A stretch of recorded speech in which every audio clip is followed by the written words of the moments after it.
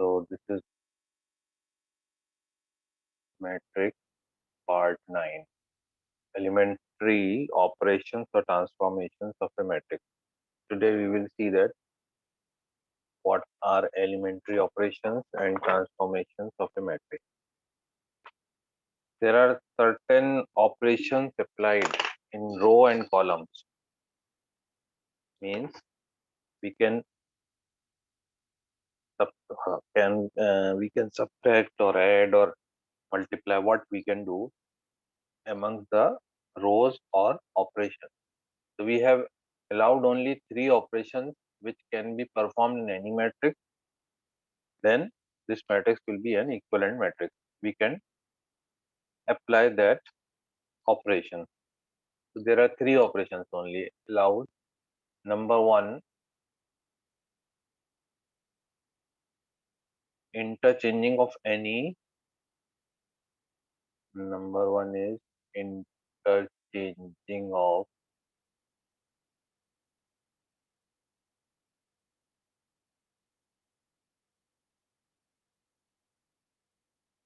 interchanging of any two rows or column. So operations are valid for both columns and rows. Means interchanging of any two rows or column means two rows can be interchanged or two columns can be interchanged. And how we will write? So suppose, for example, in general, we can say that ith row, when ith row of a matrix is interchanged with is interchanged with interchanged with jth row with jth row. So row can be interchanged with row. Okay. Then it is denoted by, we are changing ith with jth, so it is denoted by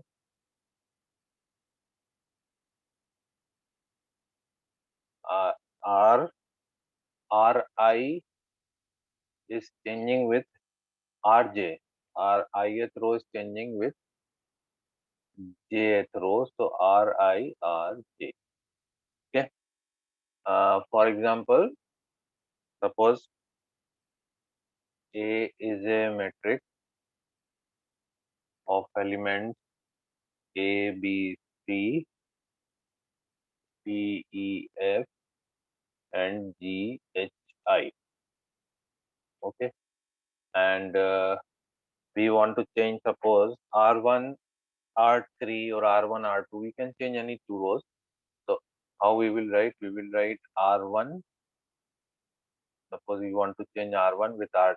So we will write R1, R3. Okay, and then we get third row will become first row.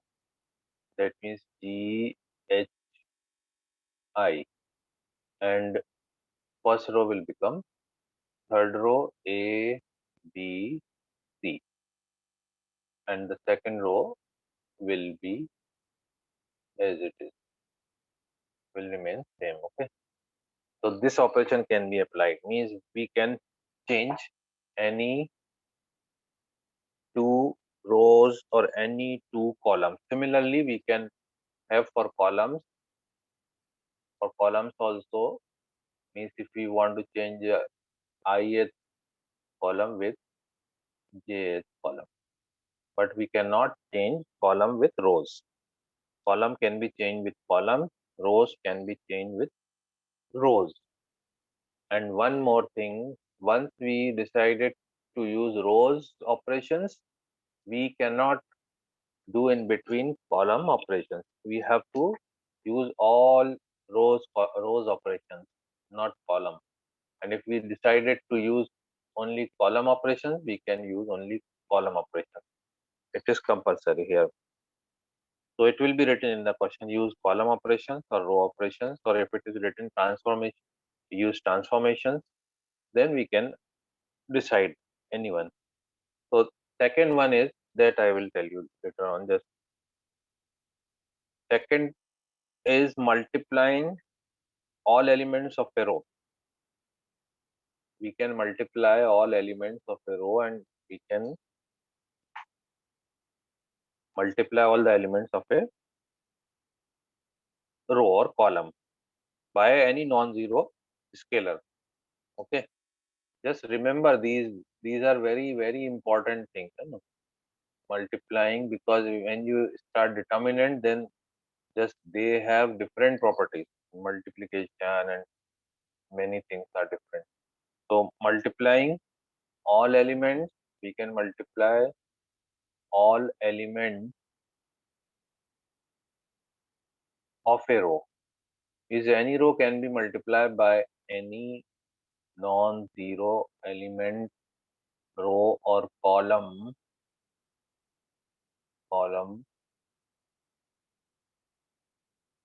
of a matrix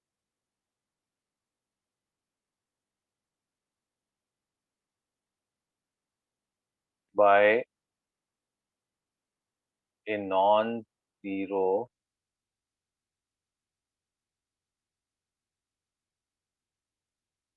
scalar.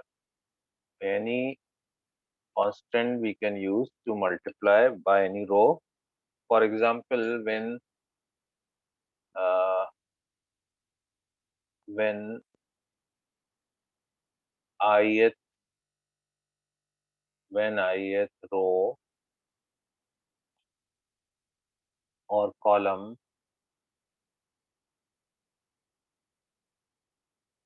ith row or column of a matrix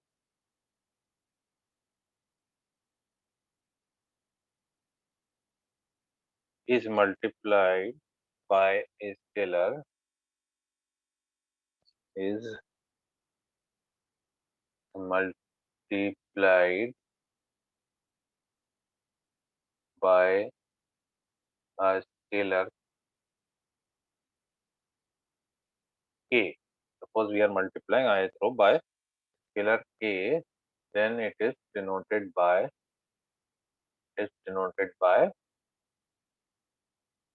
how we will write that we are doing this operation. We will write like this: r j is multiplied by, yeah, ri is multiplied by k, so k r I. Okay, and for example, same, we are taking a is equal to abc, and we are applying, suppose, r1 k multiply with r1, then this matrix A will become k times k will multiply in the first row. We can do it this one, ka into kb into kc, and all other rows will remain same, g h I. Okay, second operation. And third operation is very important operation.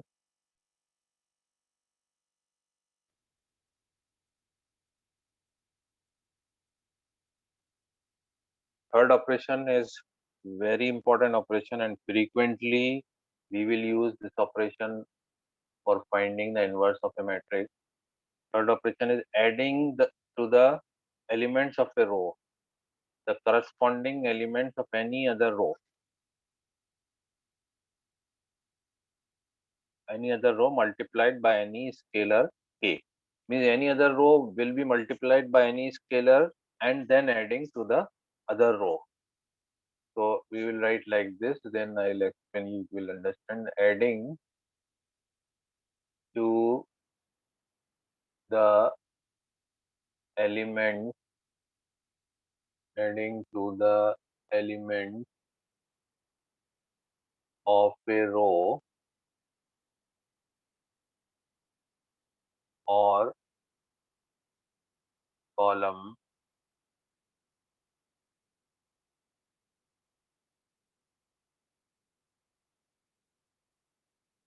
the corresponding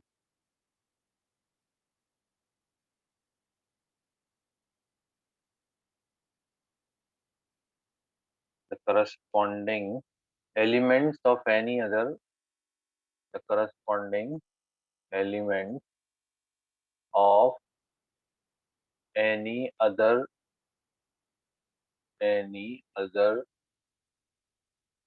row or column, any other row or column multiplied by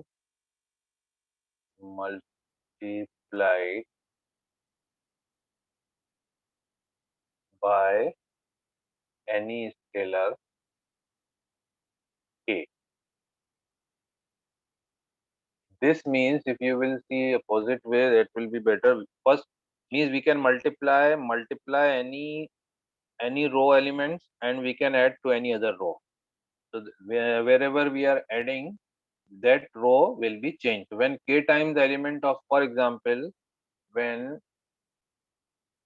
suppose we are multiplying k to the elements of jn, adding to the ith row. Jth row is multiplied when k times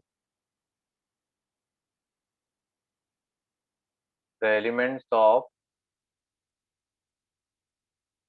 the elements of jth row is multiplied by k.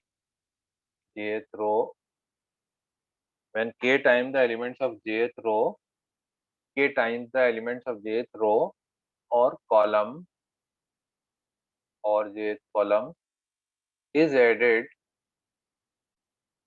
means first we will multiply all the elements by k and then add it to the other row, added to the corresponding element, or added to the, means first element will multiply with k and it will be added in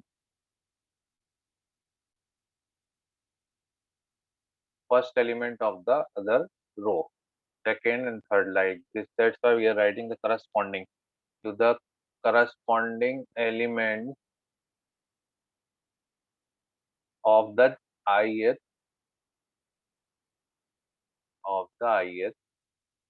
row or ith column. Then it is denoted by,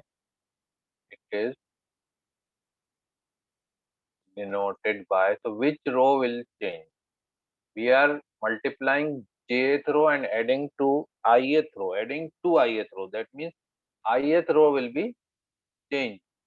So we will write here whatever row is going to change, we are writing here ri is going to change, but how it is going to change, we will write again ri and k times rj, means elements of jth row is multiplied by k and added in ri. Got it? For example, I'm taking one example. For example, we have given a matrix 1, 2, 3 and 4, 5, 6, 7, 8, 9. Okay, so as you know, this is the R1 first row and this is second row. So if we multiply second row by 2 and adding in the first row, suppose we are applying the operation, R1 is going to be changed, and R1, in R1 you have to multiply the corresponding elements of row 2 by 2 and adding in the first. We used to write like this and operation. So second row multiply by 2 and added in first row. So just remember first row R1 is going to be changed. So other rows you should write as it is 4, 5, 6. So I suggest you to apply in the starting first one operation at a time. Do not use two operations at a time. Huh? And whichever row is going to be changed, just you leave other rows, you can write as it is. then you apply. Otherwise, it's a very long process of doing the questions when we are going to find the inverse of a matrix. So there are many chances of doing the mistake. So 2 for the 8 plus 1 will become 9. We are multiplying 2 in second row. 2 for the 8 plus 1. Are you understanding? 2 5s are 10 plus 2. It will become 12. 2 6 are 12 plus 3. It will become 15. Understood? But here one more thing. Generally, sometimes what we are doing, this I told you first, means first example. We can have another example, A. Say A. So example number B is I'm taking the same matrix, and suppose we can do like this also. It can be any scalar. So if we want to subtract R1 minus R2, so it is not only subtraction, actually it is R1 plus minus 1 multiplied in R2. So generally this operation is belonging to the elementary row operations. R1 minus 1 is multiplied in R2 and then added in R1. So this will become R1 minus R2. So in simple, we can do this one also. R1 is equal to, we can do R1 minus R2. R1 minus R2, R2 minus R3, any operation can be applied like this. Okay. So do not confuse that this is subtraction, sir. You said only these are the operations applied and here we are subtracting. We can subtract because this operation belonging to the third type of the elementary operation. That's why. So we can do it R1 minus R2. 1 minus 4 minus 3, 2 minus 5 minus 3, 3 minus 6 minus 3, and other rows are as it is. Are you understanding?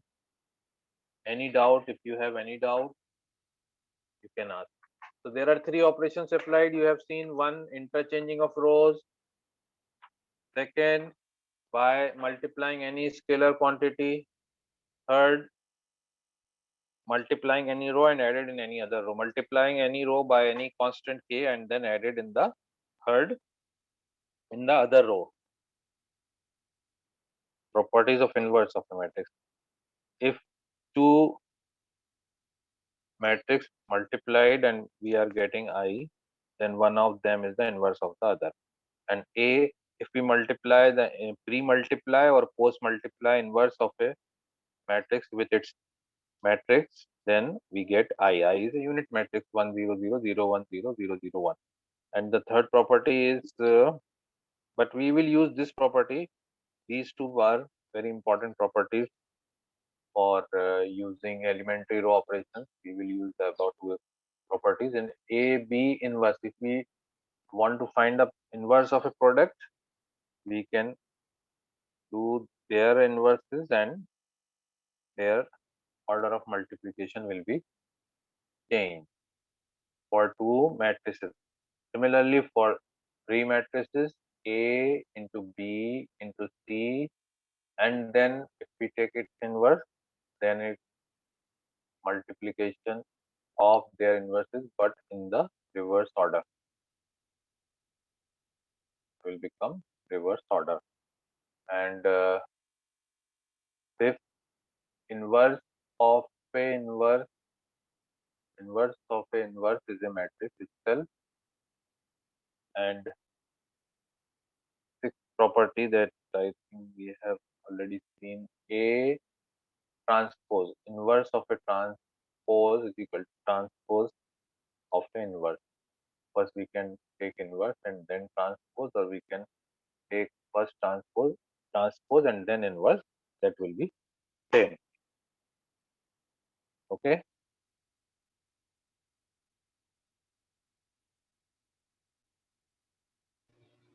We can find the inverse of a matrix by using elementary transformations. Means we can use row transformation or column transformation, but we cannot use both the operations together, or means both the operations in one question. We we have to decide whether to start with row operations or column operations. So if in the question it is written that find the matrix by using row transformations, we have to use only row transformation. There is no question of using column. So first we will see row transformation. How we will do by using row transformation. Try to understand that we have given a matrix A. What? We have given a matrix A and we have to find out the inverse of that matrix. So step number one, what we will do in the step number one for row transformation. In row transformation, write the given matrix. What is the given matrix? A is the given matrix, and write the given matrix A as A is equal to IA. I is what? Unit matrix. You know that if we are considering 3 by 3, generally you will get 3 by 3 matrix. So 1 0 0 and 0 1 0 0 0 1. It is a unit matrix. When it multiplies with any matrix, the matrix will remain as it is. So after that, now it's step number 2. So first you will write this one. In this step number 2, and what we will do, perform a sequence of elementary operations on A of right hand side. This on this one, remember, on this one and on this one we will apply, and this A will not change. This will not change. Means we will write A as it is. This will not change till end. Okay, it will not change till end. So what we will do, we will perform, now we will perform out of that three permissible operations, elementary row operations we have seen. So we will perform a sequence of, we will perform the sequence of elementary row operations, elementary row operations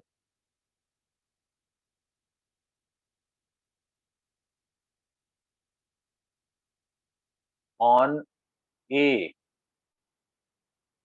Which A? On A, on left hand side. The A which is on left hand side, here we will perform the operations, and the same operations to make this A as identity matrix. So here we will apply the operations to make this, to make this A, means left hand side A, we will convert whatever A is given, this A will be converted into 1 0 0 0 1 0 0 0 1 as identity matrix. To make this A as identity matrix. Just you remember, when we will do the question, you will understand better. So to make it identity matrix,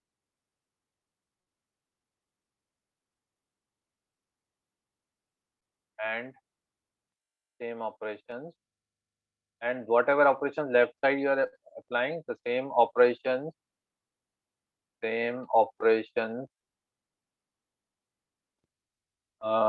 be applied